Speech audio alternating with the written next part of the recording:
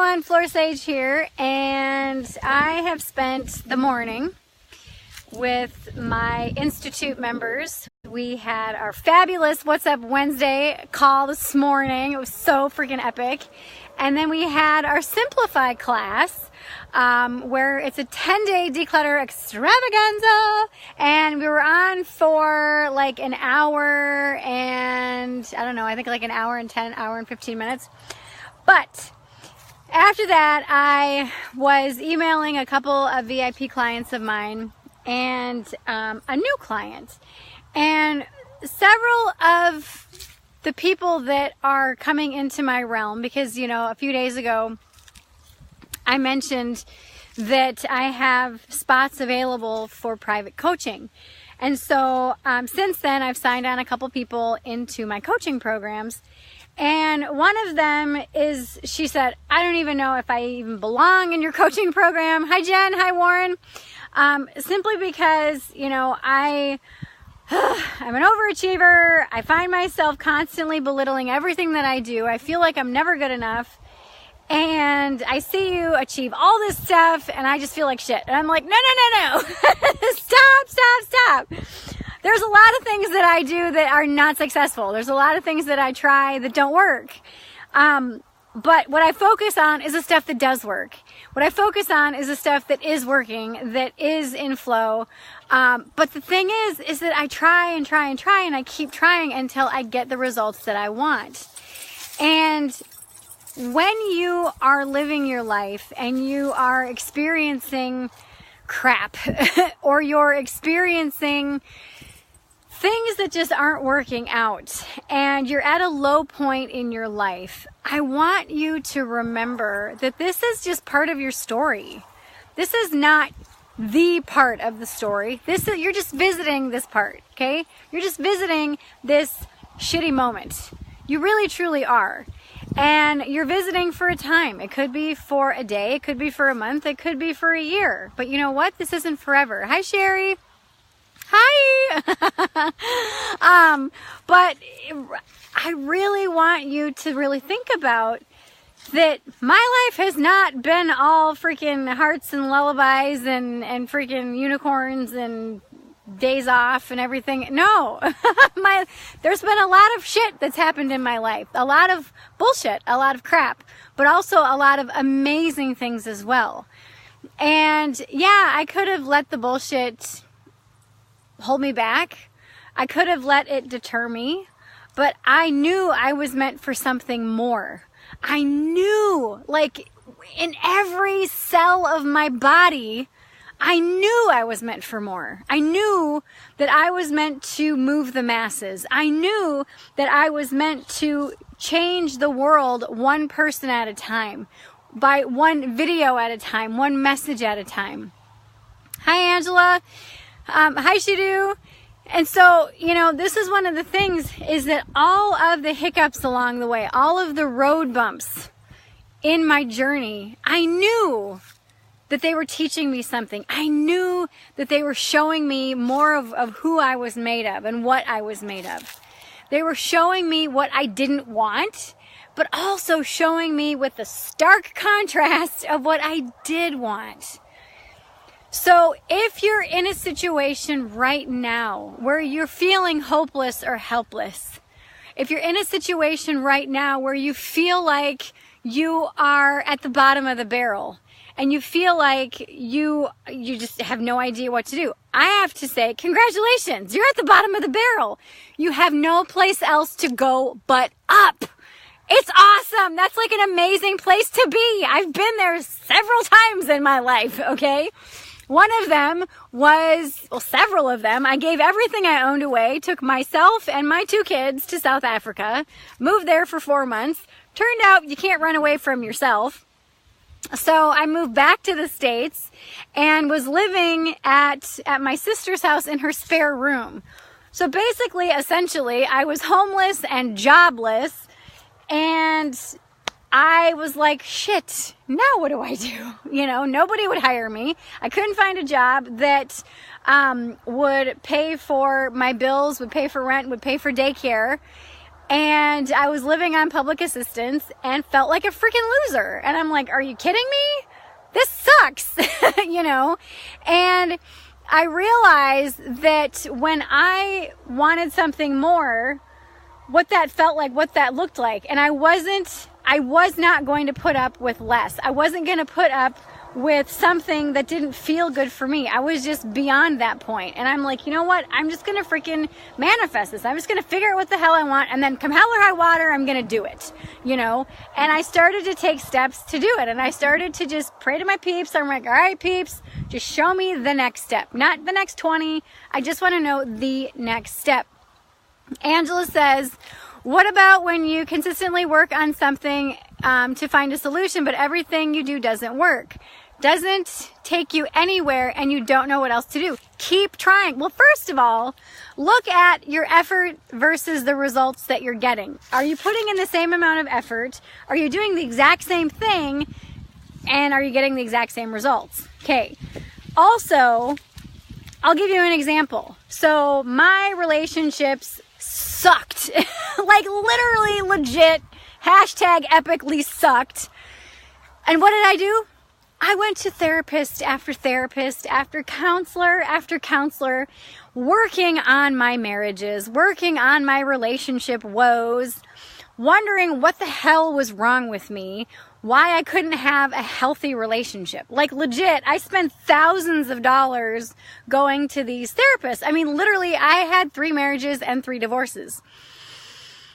And I was like, I was working on my communication. I was working on reciprocity. I was working on all these things. I was working on my sex life, you know, how good I was in bed. I'm like, literally, I worked on everything and it wasn't working. And finally, after my 3rd marriage and my 3rd divorce, I stopped and I'm like, I'm just going to stop. I'm not going to get in a relationship. I'm not going to get married again until I figure out what the hell is going on, because what I'm doing is not working.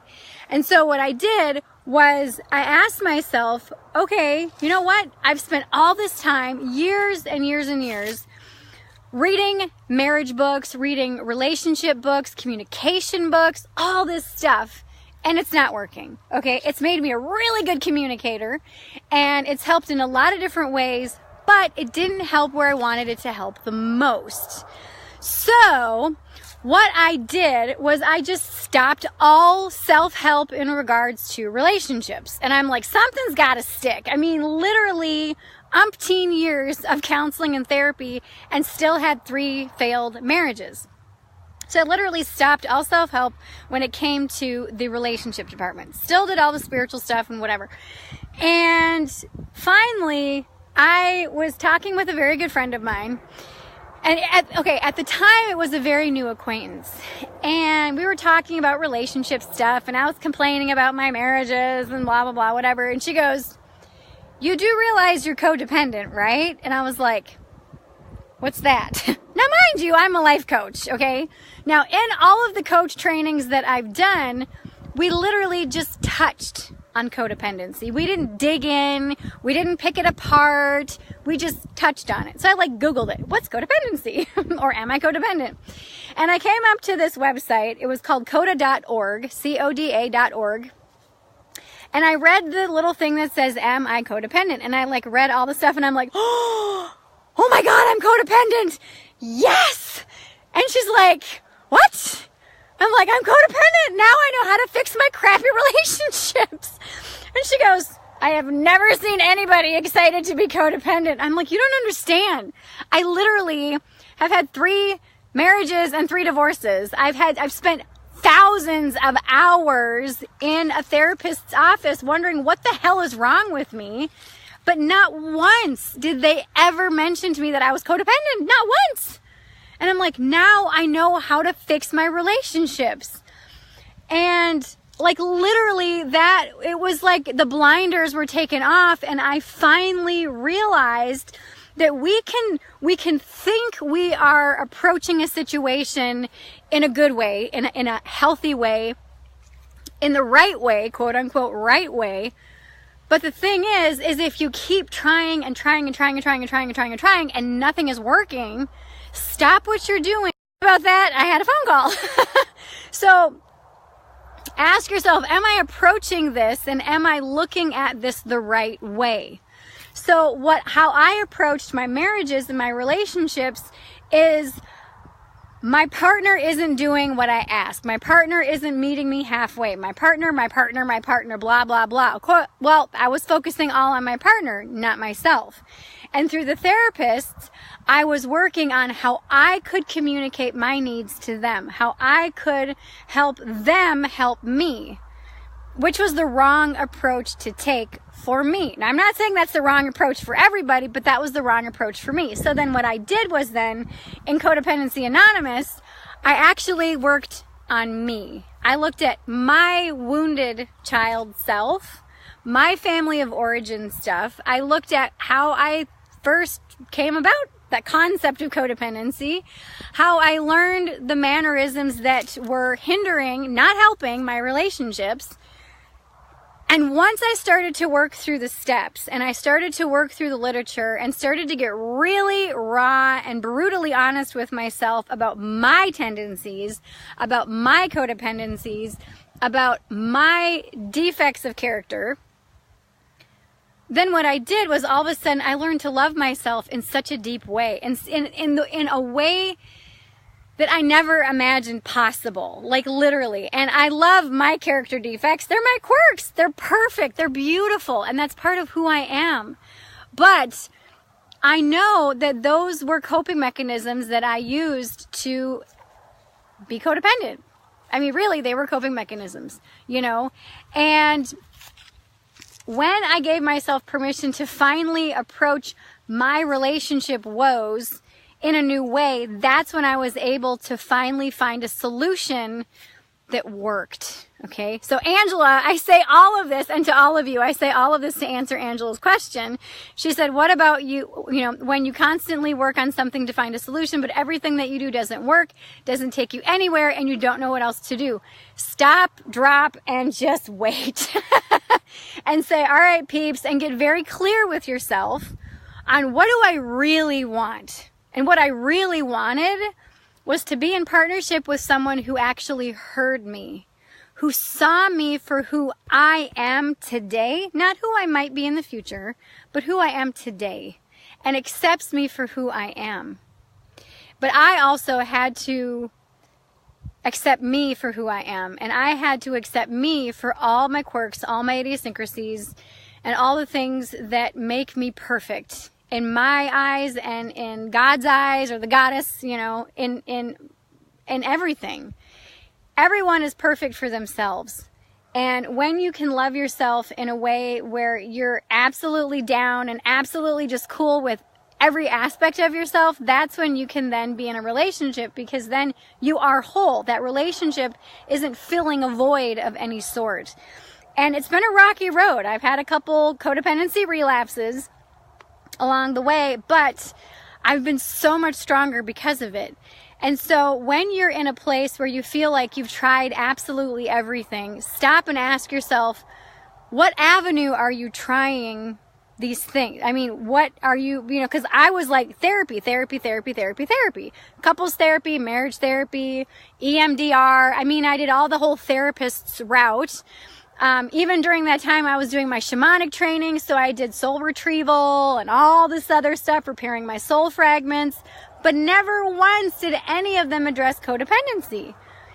And so once I was actually able to stop and say, that's it, I'm not working on any relationship stuff. Peeps, show me a better way. Show me a better way. Show me the way that is perfect for me right now in my life. And it just took that one question from my friend, and she was a very new friend at the time, that one question, you do realize you're codependent, right? And I was like, what? What are you talking about? That changed my life forever. So that's what I recommend. If you're in a space where you feel like you are stuck and that no matter what you try, nothing is working, stop and say, what do I really want? What really is the issue right here? What's really going on? And be brutally honest with yourself, because I gotta tell you, until you're brutally honest with yourself and you call yourself on your own bullshit excuses and you call yourself on your own bullshit, Nothing's going to change. You've got to be brutally honest with yourself, and you have to be aware of those excuses and of what you're afraid that might happen if you actually achieve the thing that you want. Then what happens is you get in front of those people that give you that next step. It could be a book, it could be a course, it could be a program, it could be that random, most infamous question that one person in your life is going to ask you that will snap you out of the place that you've been in to all of a sudden make you realize that there's a different way and there's a better way. And there's a better way for you. Okay, so I hope that helps you, Angela. Sherry said, so done with being in relationships, just want me, myself, and I. So, Sherry, I would look at, how is your relationship with yourself? Do you support yourself? Because that's another thing, is that a lot of people, and there's a lot of people that are codependent, and a lot of people that are codependent actually swear off relationships before they realize they're codependent. And then when they realize they're codependent, they fix themselves, and then relationships are actually really amazing and really, really fulfilling in a way that is healthy for everybody. Angela says, my problem is I keep looking for the right job for me, so I keep looking around, sending my curriculum, but nothing, so I'm tired. This happens for years. Okay, so are you really trying to find a job in a place and in an area that you really want to be working in? Honestly, because if you're energetically don't want to really do that type of position, and I worked with somebody for like a year through this. She was trying to get a job in advertising because that's what she had done. She was very well paid in advertising. She hated the drama. She hated the politics, but she liked the paycheck. Couldn't get a job. And she was working with me. She's like, why am I not getting a job? And I'm like, you got to clear your stuff. And she would get so pissed.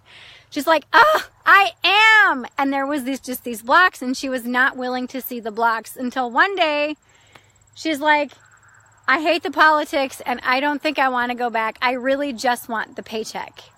And I'm like, okay, so it's about the money. And she goes, yeah. And so it took us a long time to get to that place because she wasn't willing to admit it at that point.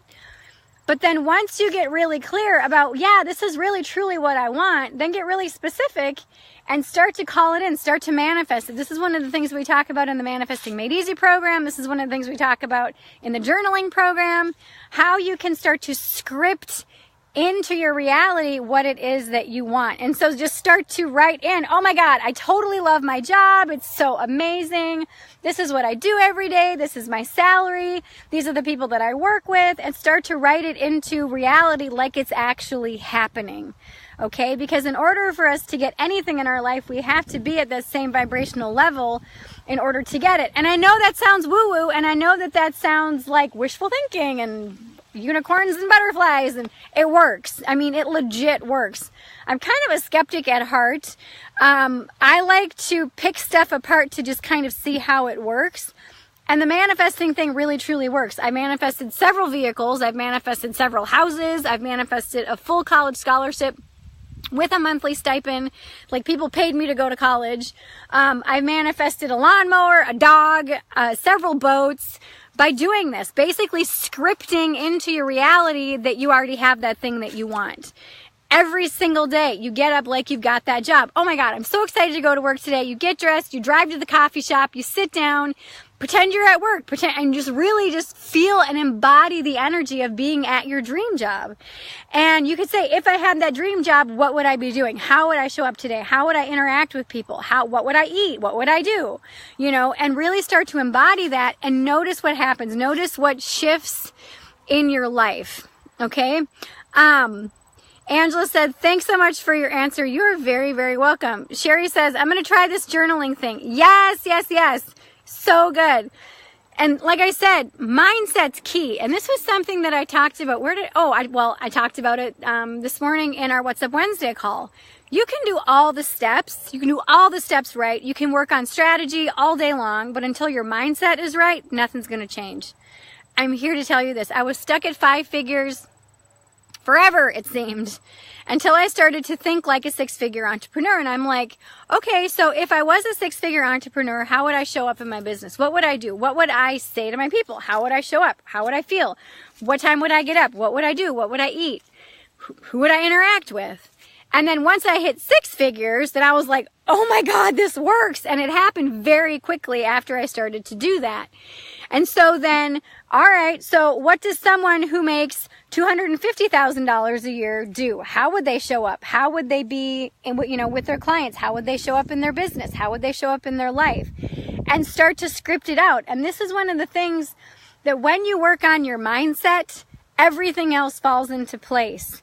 I saw Peter Diamandis speak a couple years ago at an event in San Diego, and he said, I mean, he's the originator of the X Prize. If you don't know what that is, you can Google it.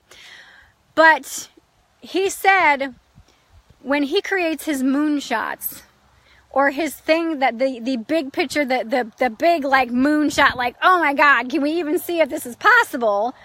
What he does is he stretches himself like that so that he can stretch his comfort zone, so that he can stretch where his reality is, so that he can get his mindset wrapped around what really truly is in front of him and what he really truly wants to start bringing into his life.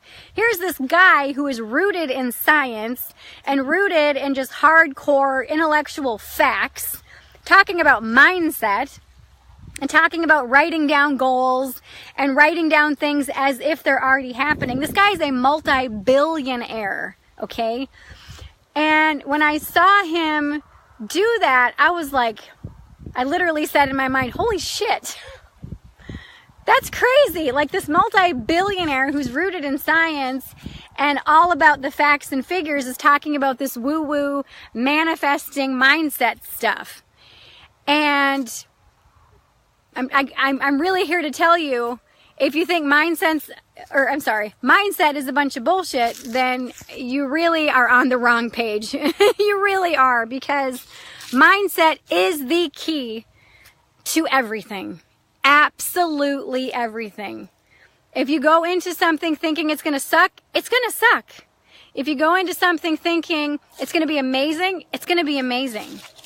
If you go into something thinking, I don't know the answers yet, but I know I'm going to figure it out. I know there's a way. Where there's a will, there's a way. My mom and dad used to always say that. Where there's a will, there's a way.